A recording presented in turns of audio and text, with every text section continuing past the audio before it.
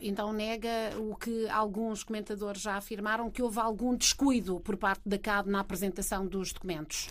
Não, é que o descuido é isso que eu falei aqui, Paula. É o seguinte, se há descuido, vai-se falar de qual foi o descuido? O descuido foi o averbamento. Quer dizer, isto é, a coligação ela existe.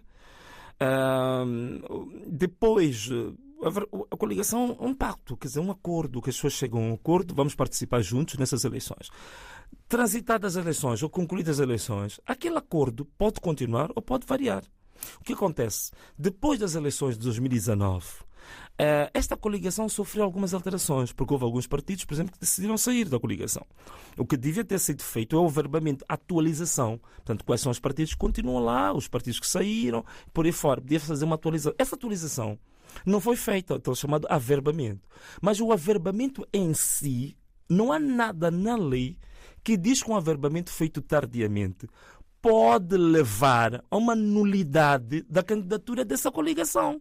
Portanto, não existe nem no Código Civil, não existe nem no Código dos Registros Notariados, não existe nem na lei dos partidos políticos, não existe em nenhuma norma, não há nenhuma lei em Moçambique que diga que tardiamente fazer um averbamento pode levar à nulidade da candidatura de uma coligação. Não existe. Portanto, esta é a questão essencial que estes comentadores deviam, digamos, detalhar, porque eles dizem e falam de uma forma abstrata. A CAD atrasou-se a entregar os documentos. Que documentos?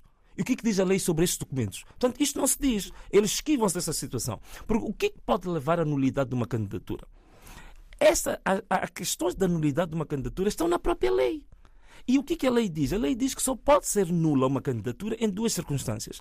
A primeira circunstância, por exemplo, é quando essa candidatura é apresentada, mas, por exemplo, a Comissão Nacional de Eleições notifica a organização para sanar algumas irregularidades. Por exemplo, uma candidatura plurima. Isto é, se o Venâncio é candidato em simultâneo da Frelimo e é candidato da Renamo, aqui há uma situação de nulidade.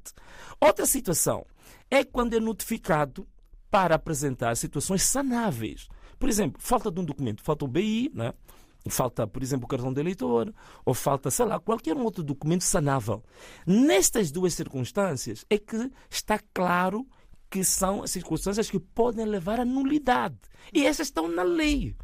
E não foi nenhuma dessas duas circunstâncias que a CAD foi notificada. Foi notificada por uma razão que nem sequer vem na lei eleitoral. A questão do averbamento vem na lei dos partidos políticos, que é um assunto que não tem nada a ver com o processo eleitoral, tem a ver com o Ministério da Justiça.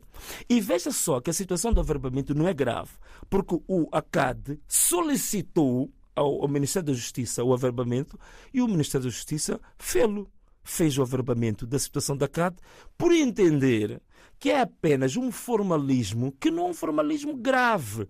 Daí que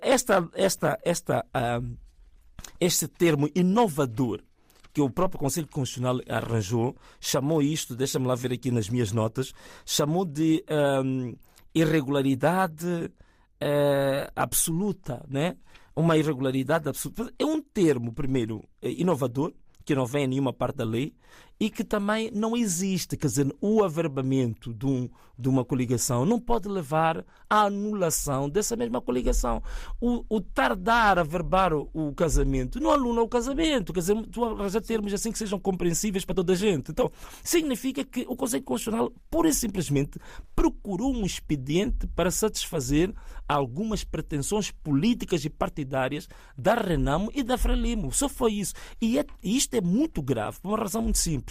É que o povo tem como recurso, tem como, digamos, o guardião para o seu último grito de socorro, o Conselho Constitucional, como a última instância de recurso. Se essa última instância de recurso está profundamente partidarizada, essa última instância de recurso usa expedientes até ilegais para tomar uma decisão, está-se a dar um sinal às próprias populações de que, pela via da justiça, por via das instituições e por via da lei, não há garantias de que os direitos deste mesmo povo possam ser satisfeitos. E isto é grave numa altura em que está a acontecer um pouco pela África, vários situações, não só a África, mas também pelo mundo, situações em que o povo quase que depois que o povo está a ir para uma situação, digamos assim, de alternativas extrajudiciais para que os seus direitos sejam respeitados. E que eu acho que não seria a situação desejável para Moçambique.